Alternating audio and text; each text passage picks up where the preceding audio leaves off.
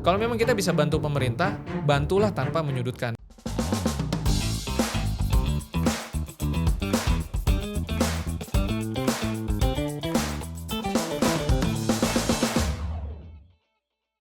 Hai sahabat Bangun Indonesia, balik lagi sama kita berdua di tema Bangun Indonesia kali ini tentang pendidikan, sukses, dan kegagalan. Oke, kalian pernah dengar kalimat ini gak? Sekolah tuh harus yang tinggi, biar sukses. Tapi faktanya banyak juga yang memang teman-teman atau sahabat Bangun Indonesia di luar sana yang gak sampai kuliah atau pendidikan yang gak terlalu tinggi bisa sukses secara finansial. Bahkan jauh-jauh lebih sukses dari yang memang maaf ya, udah kuliah atau apapun itu. Tapi menurut Pak Franz, apakah pendidikan itu penting atau enggak nih? Sebenarnya kemarin udah sempat kita singgung sedikit ya Pak di podcast sebelumnya. Betul, cuman temanya kan sekarang lebih spesifik ya. Iya, iya. Jadi ini memang seru banget dan harapannya teman-teman di internet, di dunia sosial media, YouTube, TikTok ya nantinya bisa ikutan komen bareng ya. Karena ya kalau ditanya pendidikan itu penting atau enggak, secara formal semua pasti akan bilang penting dan saya juga setuju itu penting. Oke. Nah, cuman kan sekarang yang menjadi yang bisa kita bahas adalah kenapa pendidikan ini kemudian bisa menjadi mungkin agak keliru lah ya. Kalau kita lihat kan kebanyakan dulu kita diajarinnya gini. Tadi kan, sekolah yang tinggi. Gimana kalimat tadi? Sekolah yang tinggi Sekolah tuh supaya harus tinggi biar sukses. biar sukses. Oke. Bahkan kebanyakan sekolah yang tinggi ya supaya apa? Supaya nanti kerjaan gampang. Ya. Itu yang lebih sering kita dengar ketimbang suksesnya kan. Kerja di perusahaan bagus. Betul. Jadi itu kayak udah mantranya kan. Oke. Kita terjebak dalam isu-isu yang sekarang ini jadi bermunculan. Dan memang kebanyakan juga kan kalau di zaman dulu-dulu gitu ya, ditanya soal kalau CV-nya mana, ijazahnya mana, dan sebagainya gitu ya. Dan akhirnya nggak sedikit, kita tuh terjebak dalam nilai kan. Jadi kita kuliah, kita sekolah, ngejar nilai. Pada akhirnya kan kalau kita ngejar nilai, kita bisa menggunakan cara yang salah. Saya sempat nonton ada YouTube seorang ayah dan seorang anak perempuan yang anak perempuannya ini kayak bayar joki lah atau apa gitu ya pada saat skripsi. Yang saya tangkap gitu dari pesannya gitu, kira-kira gitu. Jadi dia lulus tapi karena bayar. Oke, skripsinya Ngejoki Iya, kira-kira gitu. ngejoki. Nah, di situ si bapaknya marah-marah. Gue udah bayarin lu biar kuliah, biar sekolah, ya kan? Tapi lu malah bayar orang lagi, lu pakai uang gue buat bayar orang, kira-kira gitulah, ya kan? Si anak perempuannya bilang, saya udah punya rencana, bla bla bla, gitu kan? Bapaknya marah. Nah, mungkin teman-teman udah ada yang nonton juga tuh model apa YouTube itu ya. Nah, kalau menurut Amel, kenapa si bapak itu marah-marah? Pertama, udah keluar duit juga. Hah? Kedua, ngerasa anaknya nyepelein, Oke. gak segampang itu, gitu kan. Ketiga, mungkin pengennya bapaknya itu, ya lu harus pinter dengan apa yang lu buat, bukan orang lain buat gitu. Pasti kepake kan ilmunya, segala macam. Mungkin anak itu gak mau melewati proses membuat skripsi kali ya. Iya. Jadi, padahal di proses itu kan banyak belajarnya. Ya Betul. hal-hal simple deh.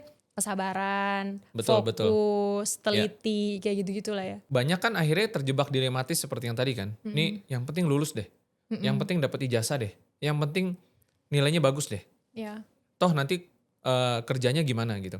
Nah tapi kan si bapak tadi marah-marah karena gue udah bayarin lu kuliah.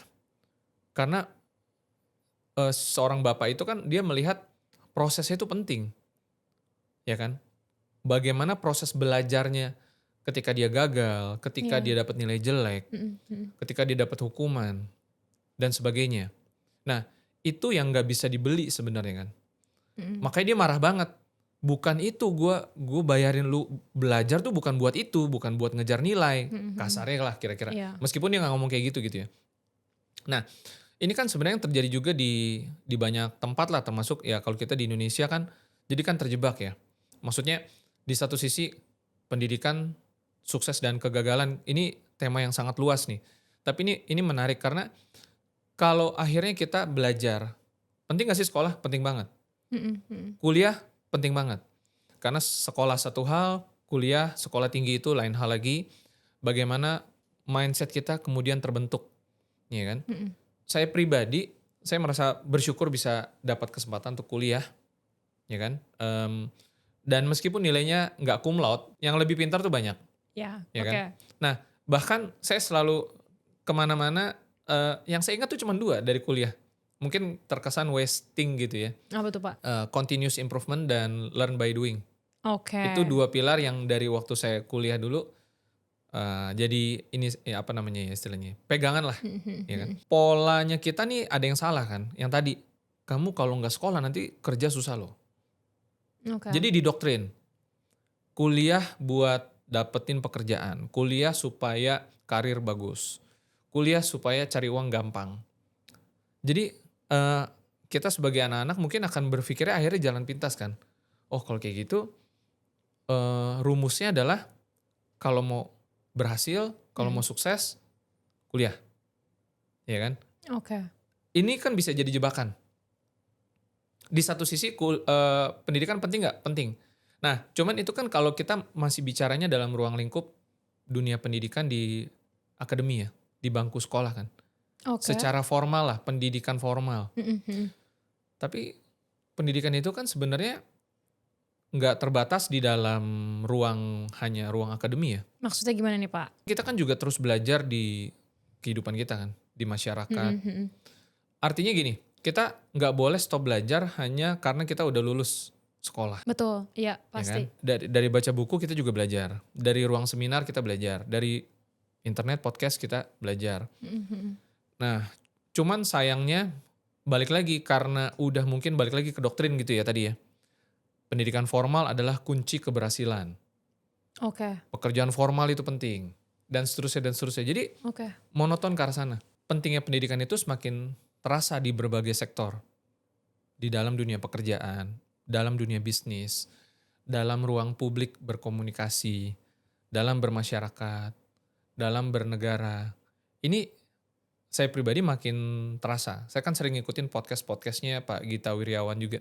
Oke. Beliau kan salah satu sosok yang sangat peduli dengan pendidikan. Bicaranya kalau Pak Gita tuh tentang STEM terus. Oke. Science, teknologi, ekonomi, matematik. Dan ini menurut saya menarik ya, karena kita jadi belajar banyak. Dan contohnya gini, kalau misalkan kita mau adu kompetisi antar negara, misalkan kita pakai contoh Singapura dengan Indonesia. Mhm. Kan secara data, Singapura itu salah satu negara yang cukup berhasil di kawasan Asia Tenggara kan. Ya. Secara pendapatannya, ya terutama pendapatan lah, ya kan. Secara ekonomi lah kita bicaranya. Padahal di Singapura bisa dibilang kalah jauh sama Indonesia dalam hal sumber daya alam. Oke. Tapi pilar utamanya mereka itu adalah sumber daya manusia yang terdidik, Yang terdidik, oke. ya kan. Nah, kita bisa belajar apa dari sana gitu loh. Itu baru satu contoh negara, Oke. belum yang lain kan. Nah, makanya isu pendidikan ini saat ini menjadi sangat-sangat relevan karena multisektor itu sudah kita jadi sadar nih kalau pendidikan begitu rendah. Balik lagi, pendidikan itu kalau kita tarik ke formal aja kayaknya beban berat ya, Oke. ya Mhm kan? mhm mhm. Maksudnya gini, ya mau gimana lagi dong kita udah terlanjur nih udah nasi jadi bubur kan. Butuh waktu 30 tahun lagi loh untuk memperbaiki minimal 1 sampai 2 generasi yang terdidik. Ya kalau kita ngomongin bangku sekolah, Mhm. SD, SMP, SMA, perguruan tinggi. Itu kan berapa lama? SD 6 tahun, SMP, SMA 6 tahun. Ya kan? Udah 12 tahun. Mhm. Ditambah S1 4 4 tahun lah. tahun. Mhm. Udah berapa? 16. 16, ya kan? Minimal 15 tahun, 16 tahun. Satu generasi. Kali 2 generasi, 30 tahun berarti. Maksudnya 2 generasi? Ya kalau kita benar-benar mau bagus sekali, Oke. kan nggak sebaiknya ya 2 generasi kan. Dibagusin gitu, nggak cuma 1 generasi aja. Sekarang kita 2025. Mhm. 2045 tinggal 20 tahun lagi. Oke. Bahkan tinggal 1 generasi lagi nih untuk dirubah pendidikannya. Mhm. Tapi ya balik lagi kalau menurut saya gitu ya, teman-teman kira-kira boleh berpendapat juga. apa ya kita mau hanya membebankan itu ke dalam sektor pendidikan formal. Jadi bebannya kan terlalu besar ya. Kalau kita maksudnya gini loh, kalau kita hanya mengandalkan sektor pendidikan formal, maka bebannya itu terlalu besar dan taruhannya mungkin juga jadi terlalu besar juga. Kalau kita bicara pendidikan ini memang banyak hal. Pendidikan formal akan menunjang ekonomi formal, pekerjaan formal dan sebagainya, ya kan? Tapi manusia itu kan learning machine. Dia bisa belajar dalam situasi apapun. Nah, kalau kita ngomongin panjang lebar lagi nih ya, pemerintah kan sekarang lagi mau ngebangun yang namanya katanya internet rakyat, katanya, yang lagi heboh juga kemarin, Oke, oke. ya kan? Dengan tujuan agar akses internet cepat itu bisa melebar ke semua orang dengan lebih murah. Kaitannya apa? Menurut saya pribadi ini cukup bagus gitu ya. Karena internet itu kan sarana kita untuk media banyak ya, media komunikasi, bersosial dan sebagainya termasuk bisa dipakai buat pendidikan juga, Mhm, mhm. ya kan?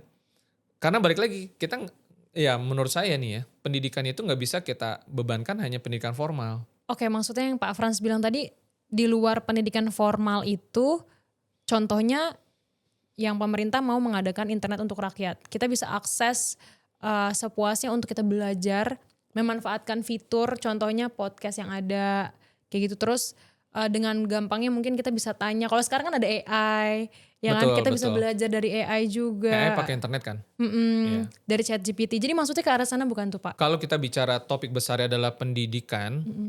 ya kan? Jalur formal itu SD, SMP, SMA. Iya, mhm. Kalau nggak salah Prof. Stella juga bilang mau bikin sekolah Garuda Nasional atau apa, saya agak lupa istilahnya gitu ya. Baik yang baru banget atau transformasi dari yang udah existing. Itu pasti butuh anggaran, butuh konstruksi, butuh waktu dan sebagainya. Mmm. Internet salah satu jalur tol, jalan cepat. Balik lagi tergantung stakeholdersnya pada mau atau enggak. Bagaimana kita melakukan kalibrasi massal secara masif, secara cepat, radikal, Oke. ya kan? Lewat internet. Itu juga jalan keluar. Satu generasi ke depan diperbaiki lewat bangku akademi. Mhm. Seluruh generasi sisanya harus belajar cepat lewat internet. Podcastnya Pak Akbar Faisal, yang juga waktu itu nge-podcast narsumnya Prof. Stella. Saya lupa judulnya apa, nanti mungkin boleh cari tahu ya. Beliau sudah merasa mungkin cukup jenuh ya melihat kondisi pendidikan kita di Indonesia. Dengan level pendidikan yang begitu kurang, ini kemana-mana arahnya. Karena pendidikan itu pilar dari semua sektor.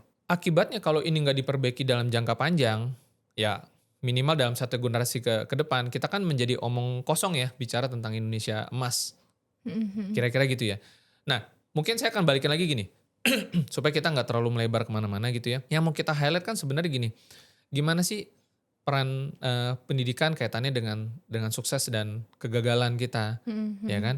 Dan sukses dan kegagalan ini juga bisa kita lihat dari kacamata bisnis, bisa kita lihat dari kacamata ekonomi, politik, ya kan? Mhm. Peristiwa. Salah satunya mungkin yang terjadinya bencana di Sumatera, ya kan itu lagi happening banget. Pertama, tentunya kita berduka juga ya dengan kejadian itu, banyak sekali korban dan semoga cepat pulih lah, banyak bantuan datang gitu ya. Nah, tapi dari sini kalau kita mau ngelihat dari kacamata topik kita pendidikan, kaitannya dengan sukses dan kegagalan itu juga relevan menurut saya. Maksudnya Kita gimana nih, coba Pak? lihat ya. Pertama kita lihat Indonesia ini kan berada di jalur khatulistiwa yang punya banyak potensi bencana alam. Kalau kita lihat Jepang, mereka termasuk negara yang sangat terdidik, sangat pinter lah menguasai teknologi. Sebelum kemudian Cina ngejar juga di bidang teknologi. Jepang itu sering gempa bumi, Iya. sangat sering. Tapi karena pendidikannya digenjot habis-habisan, bahkan Jepang berhasil akselerasi sejak negaranya hancur terkena bom waktu peristiwa Hiroshima saat itu kan. Mhm, mhm. Ngejar, karena apa? Pendidikan. Lalu dalam mengantisipasi gempa-gempa yang bisa terjadi ataupun tsunami-tsunami yang bisa kena masuk ke kotanya, Karena kan dia juga pulau juga, Jepang itu, Oke. ya kan. Bagaimana dia bisa mengeluarkan teknologi dan mekanisme jika ada tsunami mau datang.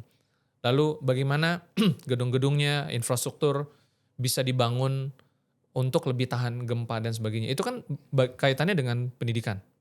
Pencegahan lah ya. Iya, betul. Mhm. Pencegahan bisa ada karena ada pendidikan. Indonesia juga kita udah dari dulu tahu, kita semua tahu, kita paham, kita sadar betul kan. Ini negara kepulauan, ini banyak cincin api di sini, gunung-gunung berapi kan. Mhm. Lalu lempeng tektonik, ya kan. Lalu kalau di Jakarta baru-baru ini Pantai Mutiara ya, yang katanya ini nanti gimana nih kalau misalkan jebol dan Mhm sebagainya. mhm. Dan tentunya tadi kita bahas tentang Sumatera. Poinnya adalah gini, jangan-jangan pendidikan kita gagal di Indonesia, Oke. ya kan?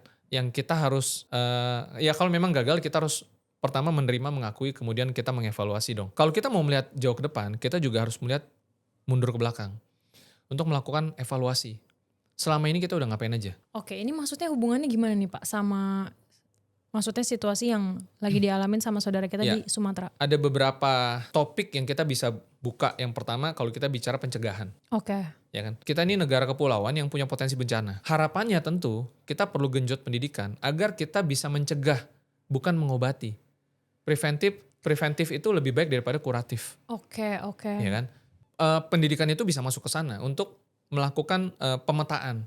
Ya ini kita bicara ke depan ya, yang terjadi kita udah nggak bisa Mhm lakukan. mhm. Cuman kan sangat disayangkan dalam peristiwa sejak tsunami Aceh Iya iya iya. sampai Mhm dengan mhm. sekarang kita Iya. punya waktu yang cukup lama ya Lama, iya. Mhm. untuk Oke. meningkatkan pendekatan pendidikan Mhm mhm. agar ya ini tugas pemerintah dan tugas masyarakat, tugas negara dan swasta. Kalau saya ngeliatnya gitu sih. Jadi maksudnya eh, ada banyak ruang yang memang harus diperbaiki, dievaluasi kan. Dari sisi pemerintah, juga dari sisi masyarakat. Karena tugas-tugas kita bersama. Ini jadi tanggung jawab kita bersama. Oke, jadi maksud Pak Frans itu ya contohnya yang tadi Jepang tadi ya. Jepang kan berusaha pemerintahnya itu membangun suatu alat yang memang untuk mencegah terjadinya bencana. Mungkin meminimalisir hal-hal yang tidak akan terjadi gitu Seperti kan. warning, alertnya cepat ketika mau ada tsunami dan sebagainya. Jadi bukan cuma teknologi tapi SOP. Kita udah jaga-jaga dulu lah ya istilahnya gitu lah ya. Contoh gini, teknologi itu dirancang untuk meminimalisir dan juga untuk melakukan pencegahan kuratif preventif yang lebih baik. Contoh misalkan ketika ada tsunami, apa sih mekanismenya? Harus ada teknologinya yang bisa Oke, mendeteksi. oke. Kemudian bagaimana langkah selanjutnya untuk orang-orang mengetahui dan jika mengetahui harus apa, kemana, bagaimana itu bicaranya SOP, Oke, oke. ya kan? Mhm. Makanya minim sekali korban saya lupa belakangan ini kalau nggak salah nanti kita cari lagi deh ya. Itu di Jepang kejadiannya. Tsunami atau apa, saya penasaran ada berapa korban jiwa, nggak ada loh. Oh, Hebat oke. sekali kan? Mhm mhm mhm. Saya lupa apakah nggak ada sama sekali atau ada, tapi seingat saya kalau nggak ada ya ada pun sedikit sekali gitu. Kok bisa? Artinya kan perlu belajar kita, ya kan? Mmm. Itu pendidikan, itu kan pendekatan pendidikan. Udah pasti sains salah satunya. Menurut saya kita udah waktunya belajar juga dalam pendekatan yang lebih objektif ya. Ya ini tuh tugas kita bersama. Tugas masyarakat, tugas swasta, tugas pemerintah untuk mendorong itu semua. Saya rasa tidak baik kalau kita hanya menekankan pada satu Oke, oke. neraca, ya kan? Padahal kita ya kalau kita pintar, kita kan bisa melakukan sesuatu juga. Setiap individu, setiap stakeholders itu bisa punya peranan yang konkret dalam melakukan suatu pencegahan. Contohnya nih Pak, ini kan Pak Frans bilang kita nggak bisa nyalain untuk atau nyudutin satu neraca aja. Hmm. Contohnya berarti kita semua harus melakukan perubahan. Nah Iya dong. sebenarnya yang harus kita lakuin, ya contohnya yang tadi bencana Sumatera tadi, apa yang harus kita lakuin sebagai warga nih, kalau kayak gitu? Maksudnya kan pasti kita ngebantu. Oke. Dalam kondisi saat ini tentu kita pemulihan ya, pemulihan bantuan dan sebagainya. Oke. Cuman dalam Mm-mm. konteks bicaranya ke depan, kan bencana kan gak cuman sekarang. Mm-mm. Besok-besok amit-amit ya jangan Nggak ada sampai yang ada tahu. lagi ya. Ya, Cuman kan maksudnya heeh. kita sebagai manusia modern itu bukannya mau menghindari bencana kan. Kita hidup harus bisa, mungkin dalam tanda kutip ya, bersahabat dengan bencana kan. Menjadi pintar, menjadi berpendidikan, agar kita bisa belajar dari negara-negara maju lainnya dalam upaya pencegahan bencana dan penanggulangan bencana. Itu dua hal tuh. Oke. Pencegahan dan penanggulangan. Itu bicara teknologi, itu juga bicara tentang SOP. Pemerintah kan sering studi ke luar negeri kan. Hasilnya apa gitu loh. Itu semua pendekatan sains kok. Dan kita tidak kekurangan orang-orang pintar di Indonesia. Kita geser dikit ya. Bicara tentang pendidikan sukses dan kegagalan, kita coba masuk ke area yang di ruang publik sosial media nih kita bicaranya. Oke, kalau misalnya yang di bencana apa namanya Sumatera yang terjadi sekarang, aku kan ngelihat dan aku pengguna sosial media juga. Dan aku ngelihat sisi positifnya nih. Ada memang influencer yang powerful banget, dia bisa menggalang dana sampai 10 miliar gitu kan, untuk ngebantu saudara-saudara kita yang ada di sana. Ya, kita gitu. sebut aja namanya lah ya. Ya, Dari Rwandi. Tapi kita apresiasi dong. iyalah, Kita hebat lah. apresiasi ada sosok seperti beliau dan perlu banyak yang kayak gitu ya kan, yang bisa cepat gitu loh ya. Aksi cepat tanggap dulu tuh ada singkatan untuk ACTX ya kan, aksi cepat tanggap gitu. Hebat banget loh bisa ngumpulin 10 miliar dalam waktu 24 jam itu rekor dunia mungkin ya. Gitu ya. Sepowerful itu. Ada topik yang menarik yang kita bisa angkat sih. Kan kemarin Ferry kan baru ke podcastnya Deddy Corbuzier kan. Intisari yang saya dapat adalah beliau datang menjalankan aksinya sebagai seorang relawan. Dan menurut saya ya dikasih kepercayaan 10 miliar kan gak gampang ya. Bisa angkat topik ini dari angle yang berbeda. Yang ada kaitannya dengan kacamata kita, sekarang kita bicara tentang pendidikan sukses dan kegagalan kan. Ketika seorang Ferry tampil ke ruang publik, Ferry ini dia punya banyak jubah lah kira-kira gitu. Jubah yang saat itu dikenakan adalah seorang relawan.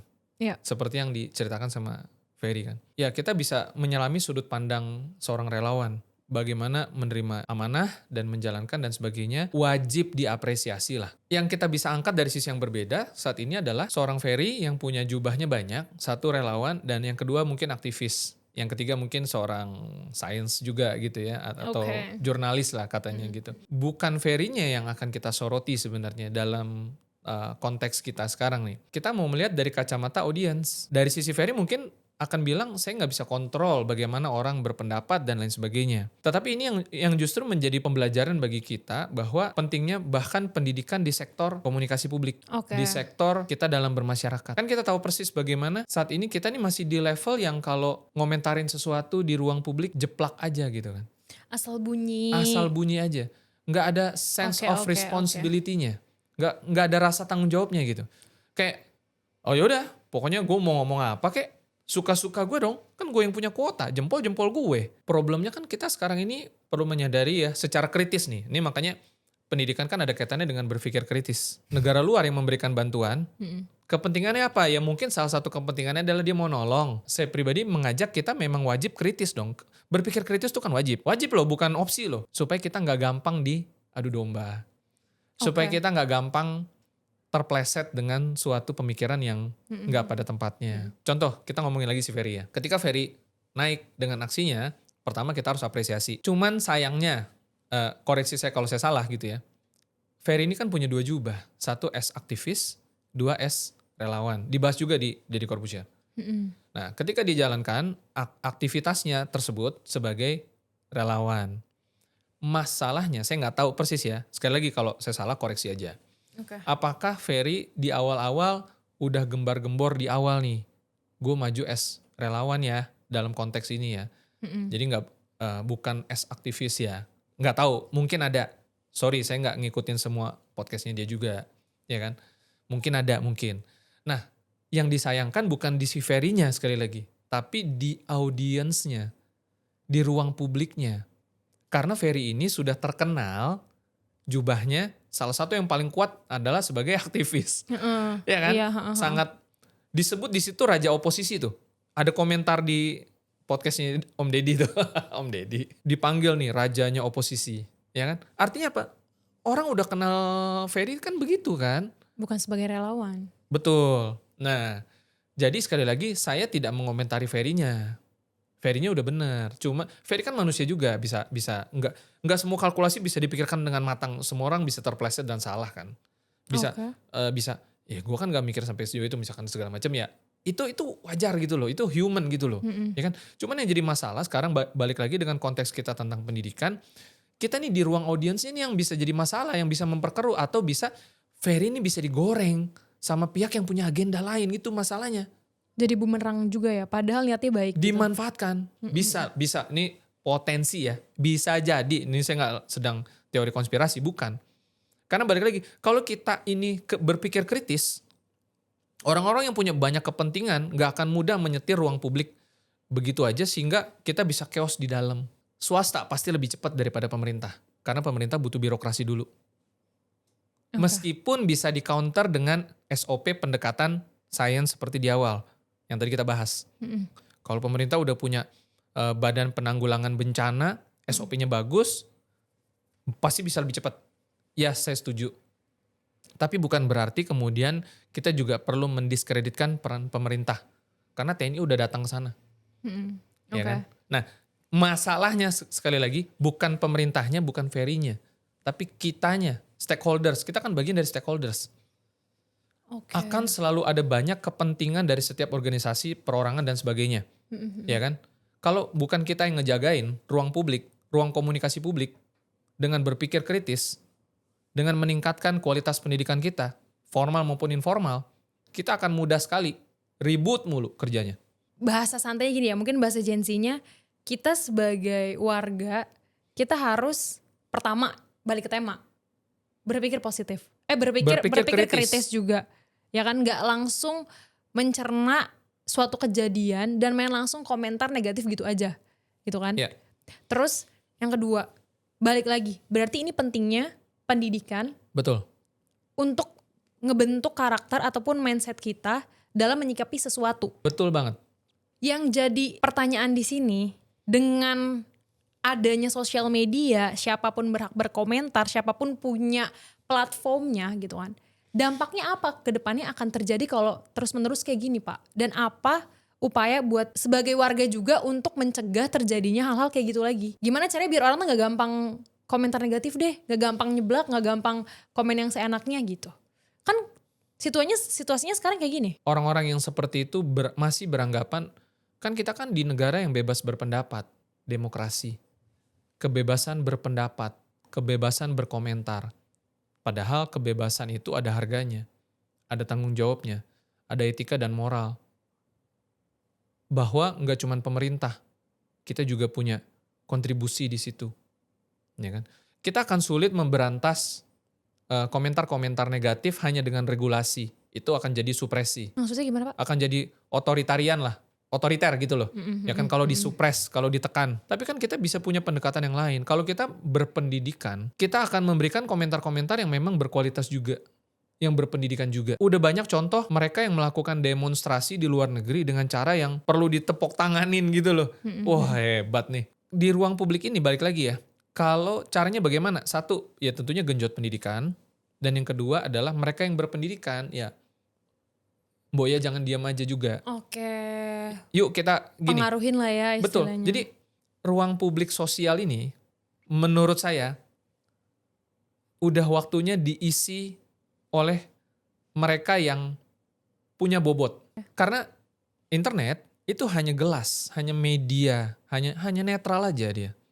Iya. Kita bisa jadikan itu sebagai hal yang positif, yang negatif semua Betul, tergantung betul. usernya. Iya. Nah, karena kita dalam tanda kutip baru merdeka katanya, sehingga masih perlu waktu katanya untuk belajar. Nggak capek ya kita sibuk cuman menyalahkan keadaan, menyalahkan orang lain, ya kan, Iya dan loh, sebagainya. aku gak pernah lo berkomentar asal nyebut kayak gitu. Kayak maksudnya ya ngapain juga gak sih? Betul. Ya gak tahu ya, maksudnya orang kenapa gampang banget gitu main asal. Padahal niatnya baik kalau misalnya balik ke contoh tadi ya. Siapa di antara teman-teman yang lagi nonton melihat bahwa China sekarang itu udah keren banget. Teknologi dunia ada di China, ada di Shenzhen. Semua Oke. kesana. Kemarin kalau nggak salah Andrew Susanto juga kesana juga. Mesen kopi, terbang drone dari langit gitu turun ya kan. Semua kesana. Oke. Semua mengakui, bahkan ada yang bilang korupsi di Indonesia bisa diberantas kalau pendekatan seperti China. Ya kan? Jadi kiblatnya udah berubah nih sekarang. Oke. Ya kan?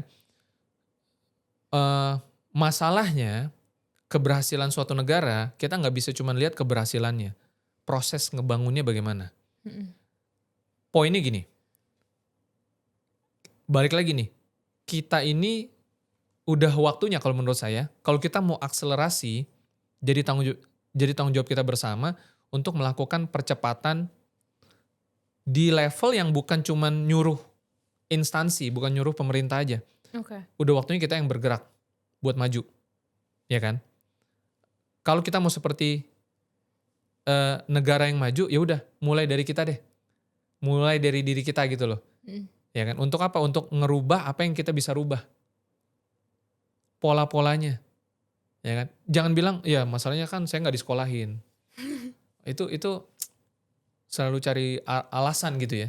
Dan mungkin dalam sistem yang lebih aktif, ya pemerintah ataupun swasta ataupun masyarakat, ya udahlah, yuk banjirin deh ruang-ruang publik ya seperti ini, internet gitu ya, dengan hal-hal yang lebih positif, yang lebih produktif, dan memang udah banyak kok. Cuman mungkin ya kita perbanyak lagi, ya kan? Perbanyak lagi suara. Betul, kita isi lagi, kita perbanyak lagi agar gelas ini yang tadinya mungkin merah aja, nggak cuman merah lagi, tapi berwarna-warni gitu loh, ya kan? Oke. Supaya kita bisa saling belajar lagi, ya kan? Dan tentunya, ya harapannya sih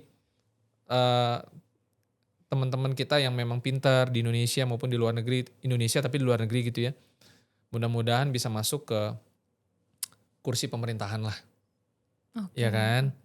Supaya apa? Supaya yang katanya mau meritokrasi dan lain sebagainya. Nanti kita akan bahas ya di segmen BI yang lainnya lagi tentang topik tentang duplikasi, itu juga penting kita ke skip terus tentang duplikasi. Karena itu kaitannya bukan cuma bisnis tapi juga banyak hal, tapi nanti kita akan bahas gitu ya. Ya balik lagi dalam topik ini, closingnya adalah saya pribadi berharap pendidikan ini bisa jangan hanya di formal aja. Karena kalau nungguin formal kita akan ketinggalan. Kita harus akselerasi di pendidikan informal. Dan pendidikan informal itu bisa masuk salah satunya lewat internet. Ya kan? Ruang-ruang podcast, ruang-ruang diskusi, forum komunikasi. Mahasiswa bikinlah, jangan cuma demo aja Anda. Wih, ini benar nih. Bikinlah podcast apa gitu, ya kan? Maksudnya gini, kalau kan udah pada tahu podcast katanya ngasilin banyak duit, ya kan? Disitulah eksperimen lah secara verbal, ya kan? Undanglah para pemikir di sana, ciptakan satu gelombang yang well educated di sana, ya kan? Terobosan-terobosan ilmiah, jurnal-jurnal ilmiah, ya kan? Research tentang teknologi. Jangan cuma minta, nggak bisa. Jangan cuma nge-push aja Jangan lah ya. cuma nge-push, jangan cuma komplain. Emang Anda nggak bosen gitu loh, ya kan? Hanya nungguin orang, hanya nungguin pemerintah. Udah kita aja yang bergerak dulu. Pas Pak Frans bilang, cobalah mahasiswa untuk buat podcast, jangan bikinlah. demo. Ini ide bagus loh, gengs. Loh, Maksudnya betul, iya. mungkin kayak ada yang nggak berani di luar sana untuk bersuara lewat media, tapi berani demokrasi langsung gitu. Ya gak sih? Loh iya, ini kesempatan. Jadi ide kita teruji, nilai kita teruji di ruang publik, dan kita sekaligus menjadi mengajarkan kepada dunia informal, ya kan? Kalau mau berpendapat tuh yang baik tuh seperti apa? Kita harus apresiasi semua pihak.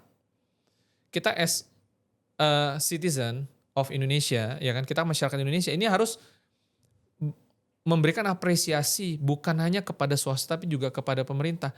Pemerintah jangan cuma dijelek-jelekin terus lah, ya kan? Mereka ini udah berupaya juga, ya kan? Dan ingat, asing juga punya kepentingan, ya kan? Nah tapi sekarang tinggal gimana caranya? Gimana cara cerdasnya agar sebanyak mungkin bantuan itu bisa diserap oleh saudara-saudara kita yang membutuhkan, ya kan? Pasti ada caranya, ya kan? Tapi kita juga jangan menyudutkan terus pemerintah. Mereka juga udah bekerja juga. Nggak adil rasanya kalau kita hanya bisanya komplain. Kalau memang kita bisa bantu pemerintah, bantulah tanpa menyudutkan. Iya kan? Bantulah tanpa menyudutkan. Bisa nggak? Bisa kok, bisa. Bisa, bukan nggak bisa.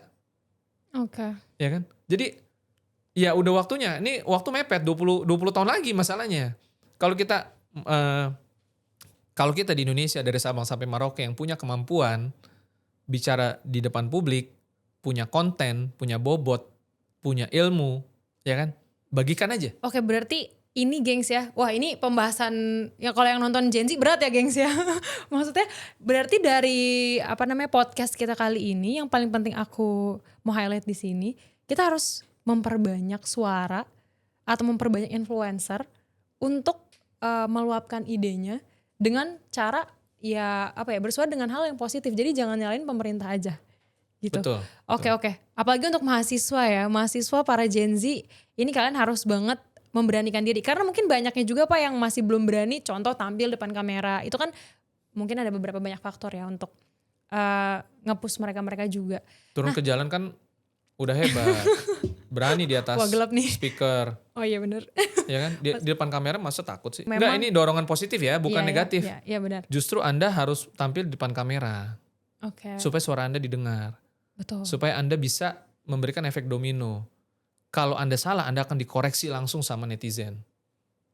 Oke. Karena kalau di atas panggung aja, Anda bisa kena framing. Bener Oke, gak? iya. Kalau di atas speaker aja, Anda bisa kena framing loh. Tapi kalau Anda punya podcast Anda sendiri, gak mungkin kena framing. Karena Anda menjelaskan dari A sampai Z. Oke. Ide Anda akan dibantah atau ada yang mendukung. Itu baru demokrasi. Wah, closing yang bagus sekali dari Pak Frans ya. Oke teman-teman, kalau dari aku pentingnya atau berpikir positif, pendidikan dan berpikir positif itu kewajiban dari diri kita sendiri gitu. Gak usah terlalu banyak nanya pemerintah, berubahlah dari diri sendiri dulu, gak usah jauh-jauh. Kalau gitu, sahabat Bangun Indonesia, podcast kali ini cukup sampai di sini dulu. Pokoknya jangan lupa terus nonton podcast kita dan jangan lupa subscribe juga ya. See you guys there, bye.